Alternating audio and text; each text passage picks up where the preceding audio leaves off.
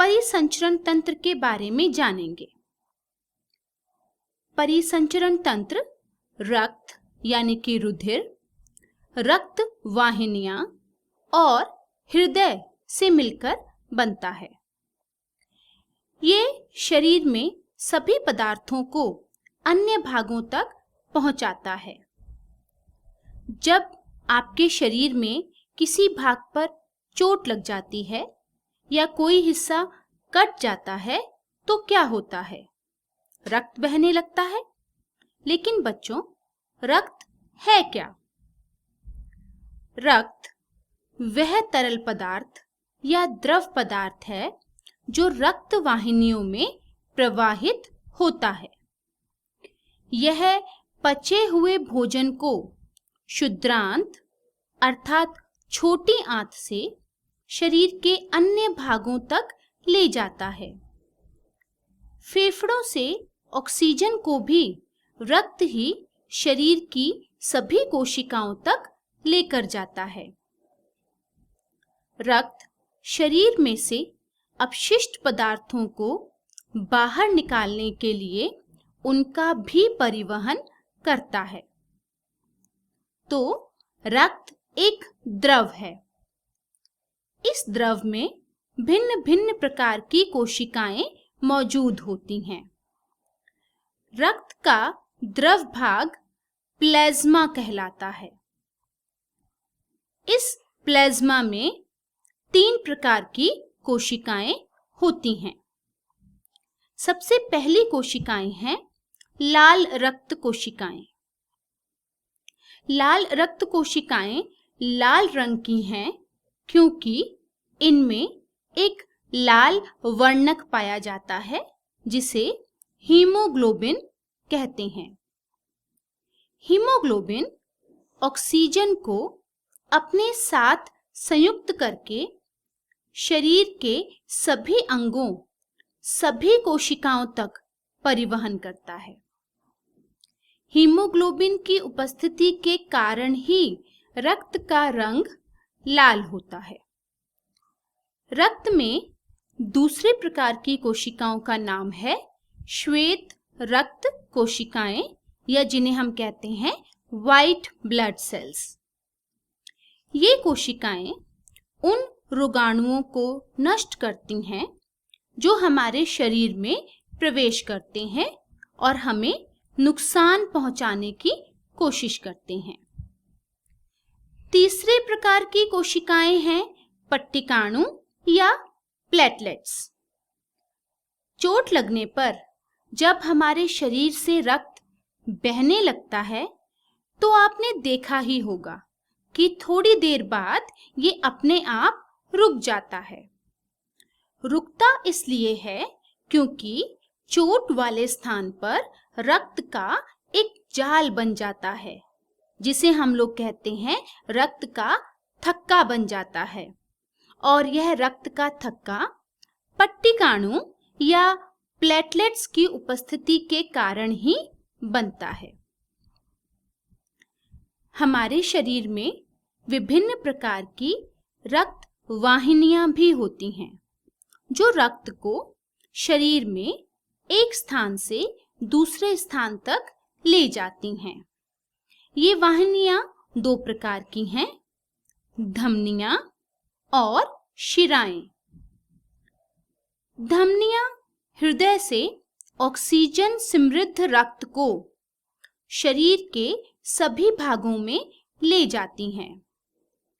क्योंकि यहाँ रक्त प्रवाह तेजी से होता है और अधिक दाब पर होता है, अतः धमनियों की दीवारें मोटी और प्रत्यास्थ होती हैं। वे रक्त वाहिनियां जो कार्बन डाइऑक्साइड समृद्ध रक्त को शरीर के सभी भागों से वापस हृदय तक ले आती हैं, शिराएं कहलाती हैं। शिराओं की भित्तियां अपेक्षाकृत पतली होती हैं क्योंकि यहाँ पर रक्त कम दाब के साथ प्रवाहित होता है।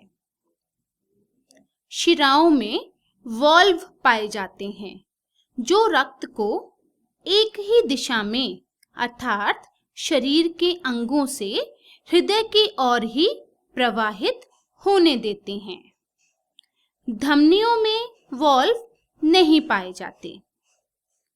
धमनियां अन्य छोटी-छोटी वाहिनियों में विभाजित हो जाती हैं। ऊतकों में पहुंचकर वह पुनः अत्यधिक पतली नलिकाओं में विभाजित हो जाती हैं, जिन्हें केशिकाएं कहते हैं। केशिकाएं पुनः मिलकर शिराओं को बनाती हैं, जो रक्त को हृदय तक ले जाने का कार्य करती हैं। अब जानते हैं हृदय के बारे में। हृदय वह अंग है जो रक्त के द्वारा पदार्थों के परिवहन के लिए एक पंप के रूप में कार्य करता है। यह निरंतर धड़कता रहता है। हृदय हमारे शरीर की वक्ष गुहा में स्थित होता है। इसका निचला सिरा थोड़ा बाईं ओर झुका रहता है। हृदय का आमाप हमारी मुट्ठी के बराबर होता है। मानव हृदय 4 कक्षों में बटा होता है।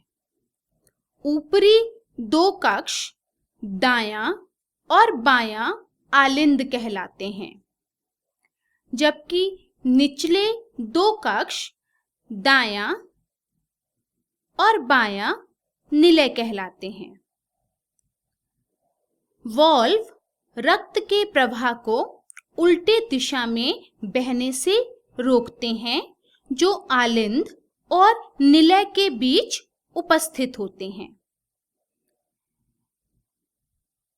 चलिए देखते हैं रक्त का परिवहन किस प्रकार होता है।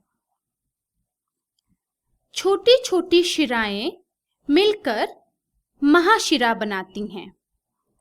महाशिरा से कार्बन डाइऑक्साइड समृद्ध रक्त, जो कि शरीर के विभिन्न अंगों से आया है, दाएं आलिंद में आता है और दाएं आलिंद से दाएं निलय में जाता है। दायां निलय इस रक्त को पंप करके पल्मोनरी आर्टरी या फुफ्फुसीय धमनी में भेजता है। फुफ्फुसीय धमनी इस रक्त को फुफ्फुस या फेफड़ों तक ले जाती है। यहाँ फेफड़ों में रक्त में से कार्बन डाइऑक्साइड निकलती है और ऑक्सीजन ग्रहण की जाती है। अब रक्त ऑक्सीजन समृद्ध हो जाता है। यह ऑक्सीजन समृद्ध रक्त अब फुफ्फुसीय शिरा या पल्मोनरी वेन की सहायता से बाएं आलिंद में लाया जाता है। बाएं आलिंद से यह बाएं निलय में जाता है और बाएं निलय से यह ऑक्सीजन समृद्ध रक्त महाधमनी या अयोटा की सहायता से शरीर के विभिन्न भागों में पहुंचाया जाता है। इस प्रकार हृदय में रक्त का परिसंचरण लगातार होता रहता है। हृदय स्पंद। हृदय के कक्ष की भित्तियां पेशियों की बनी होती हैं। यह पेशियां लयबद्ध रूप से संकुचन और विश्रांति करती हैं, अर्थात फैलती हैं। यह लयबद्ध संकुचन और उसके बाद होने वाली लयबद्ध विश्रांति दोनों मिलकर हृदय स्पंद या हार्ट बीट कहलाते हैं। चिकित्सक हमारे हार्ट बीट को चेक करने के लिए स्टेथोस्कोप का उपयोग करते हैं। स्टेथोस्कोप हृदय स्पंद की ध्वनि को आवर्धित करके चिकित्सकों को सुनाई देता है। चलिए बच्चों, अब हम मानव उत्सर्जन तंत्र के बारे में पढ़ते हैं। सजीवों के द्वारा कोशिकाओं में निर्मित होने वाले अपशिष्ट पदार्थों को बाहर निकालने के प्रक्रम को उत्सर्जन कहा जाता है। उत्सर्जन में भाग लेने वाले सभी अंग मिलकर उत्सर्जन तंत्र बनाते हैं। रक्त में उपस्थित अपशिष्ट पदार्थों को शरीर से लगातार बाहर निकाला जाना चाहिए, नहीं तो ये रक्त में इकट्ठे होकर हमारे शरीर पर हानिकारक प्रभाव डाल सकते हैं। लेकिन ये अपशिष्ट पदार्थ शरीर के बाहर किस प्रकार से निकाले जाते हैं? इसके लिए रक्त को छानने की व्यवस्था की आवश्यकता होती है और यह व्यवस्था वृक्क, गुर्दे या हम कह सकते हैं किडनी में उपस्थित रक्त कोशिकाओं द्वारा उपलब्ध की जाती है। जब रक्त दोनों वृक्कों में पहुंचता है तो इसमें उपयोगी और हानिकारक दोनों ही प्रकार के पदार्थ होते हैं। उपयोगी पदार्थ रक्त में पुनः अवशोषित कर लिए जाते हैं, जबकि हानिकारक पदार्थ जो जल में घुल जाते हैं वह अपशिष्ट पदार्थ मूत्र के रूप में पृथक कर लिए जाते हैं। वृक्कों से मूत्र मूत्र वाहिनियों से होता हुआ मूत्राशय में जाता है। मूत्र वाहिनियां नली या पाइप के आकार की होती हैं। मूत्राशय में मूत्र कुछ समय के लिए संचित रहता है।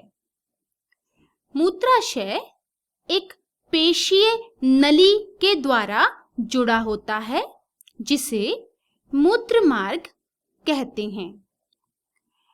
मूत्र मार्ग का दूसरा सिरा खुला होता है जिसे हम मूत्र रंध्र कहते हैं और इसके द्वारा ही मूत्र शरीर से बाहर निकाल दिया जाता है।